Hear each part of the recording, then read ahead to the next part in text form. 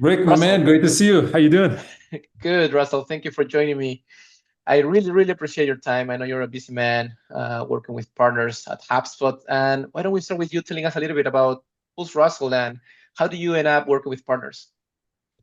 Cool. Well, very nice to catch up, having previously worked together. So my background is in enterprise sales. I, in previous roles, signed companies like Google, Uber Eats, JP Morgan, Morgan Stanley, really large companies in multiple different verticals.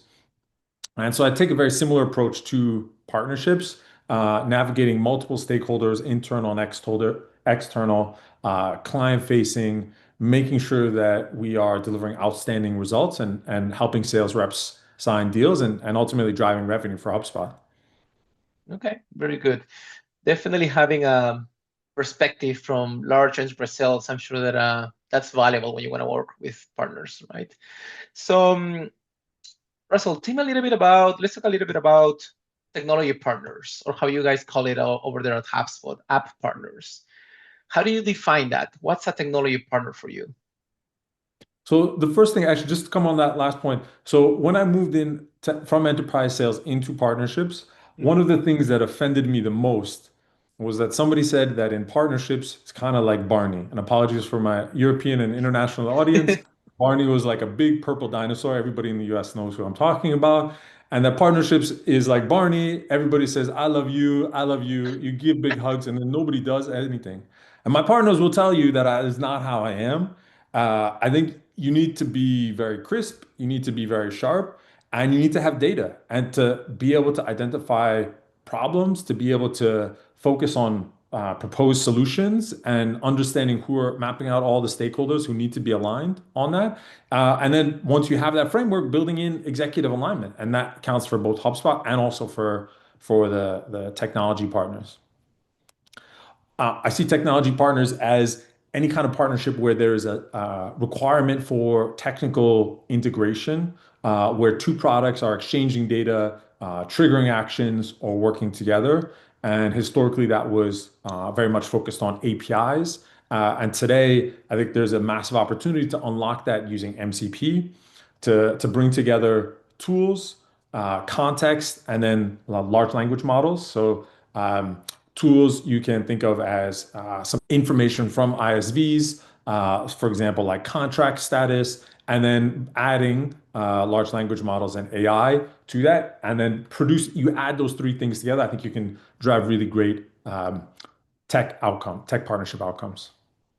That's really cool. Yeah, I haven't thought about the evolution of tech partners, right? Moving from APIs into now MCPs and LLMs. So yeah, that's very interesting. Yeah, Um, I mean MCP just MCP does not, you don't get to skip over the API stage by having MCPs. One of my colleagues gave me the analogy of a waiter, of like the waiter, you can put him in a really nice black tie outfit, but if the food coming out of the kitchen is really terrible, by the time it gets to the table, it's still going to be terrible. And so companies do need to make sure that they have the infrastructure to do APIs, which is kind of the core of tech partnerships to start. yeah. But once you've got that, there's great opportunities to accelerate and to empower customers to drive great outcomes. And you see that with HubSpot's MCP client getting integrated with things like Claude, with ChatGPT, and with Google Gemini. So yeah, you can't quite skip over the APIs part, Yeah. but I do think that there is clearly an evolution going on. Okay, makes a lot of sense. And to your point about once that integration is made from a technical perspective, right? The opportunity comes to deliver outcomes for the customer. So how do you build those synergies, between your ecosystem of technology partners with your sales reps, with perhaps other types of partners that you have in the go-to-market motion? How do they work together? I know it's not easy, but I think that you may have found some magic formula out there. Yeah, So well, how do you I've see that? I'm fortunate to have worked on some incredible partnerships at HubSpot. I worked with Microsoft to launch their first party built integration, Microsoft Clarity. I work with Aircall. We have grown that 100% in 3 years from a very large number. And so I do think that I've seen a couple of things which have really, really worked. I want to put the product side aside, product piece aside. I'm going to come to that because it is hugely important. But just starting on the sales side, I would like to give my don't F it up framework for working with HubSpot sales reps. So you could also call this your partnership reputation. I kind of like the don't F it up. Um, First, do not blow up a HubSpot reps deal. If they bring you into it, your Hmm. goal from that outcome is the HubSpot rep signs the deal. Your outcome is a secondary outcome if you want to get brought in on additional deals. Second, don't ever slow down a HubSpot reps deal. If they are operating on a monthly target, you need to hit that target and do not ever slow down their deals. And don't circumvent a rep who brought you in on a deal. Um, you're never going to get brought in on another deal. So you could call it don't F it up. You could call it your partnership reputation. On the positive side, I would say follow the HubSpot reps deal timeline. Really, really important. Like let the HubSpot rep be the quarterback and you are following what the motions that they are putting in place. Run amazing, better together demos. If you get brought into a demo, make sure that you are demoing your tool as it integrates with HubSpot, show workflows as it relates to HubSpot, show sequences as it relates to HubSpot, Hmm. provide pricing as it relates to HubSpot. The whole thing has to be better together. It can't be just, this is my tool as a standalone. And by the way, we have a HubSpot integration. Yeah. Um, Make it easy to set up a joint demo in 24 hours. If a HubSpot rep wants you on a deal, you should be at the door being like, yep, let's go, ready to go whenever you are. Like, I will put stuff on hold, we'll run through walls, make sure that we have it, and then invest in the teams and the reps who are bringing you into deals, and they will continue to bring you into deals. So, Rick, that's my don't F it up framework. All right.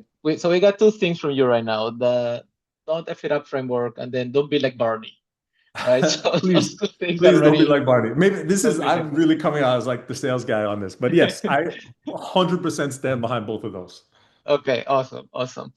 Russell, to wrap it up, um, how do you help your technology partners be successful? How do you help them? How do you enable them not just to build integration, but also how do you enable them to perhaps build relationships with the sales teams, or build relationships with other solutions partners? Yeah. So most people think about this too far downstream. So they're trying to engineer rep to rep relationship when they've got really big problems upstream. And so my goal is to bring data to the table to help technology partners understand where their integration is working, where it's falling down. And you can see that from monthly cohort data, looking at retention and seeing where customers are dropping off. Um, I think there's something which is key, which almost every single app does not have, which is product integration market fit. And maybe I'm being a bit harsh by saying no app has it. I should say that it's a work in progress and you need to keep refining it. So, first, your product has to be good. If your product is not good, an integration is not going to save it. HubSpot can't help you make your product good. Second, your integration has to be absolutely the best integration on the marketplace. I mentioned that I work with Aircall. Aircall is the only calling partner who's integrated with Help Desk, who has custom channels API and conversational intelligence API. They also have SMS workflows. They have a new CTI pop-up that allows you to do messaging. This is a best-in-class integration by a lot. And then you have to have market fit. You have to have marketplace listing views. You need to, customers have to require, need this solution. You can't force a Hmm. market to want your integration. Yeah. So you have to have, that is like the starting point, the product integration market fit.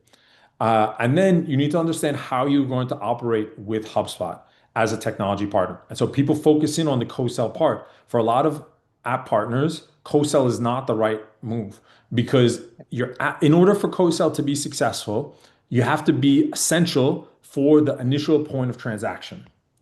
And so there's a lot of points in the customer journey. And if you are not essential for the initial customer purchase, HubSpot rep has almost no incentive to bring you into the deal.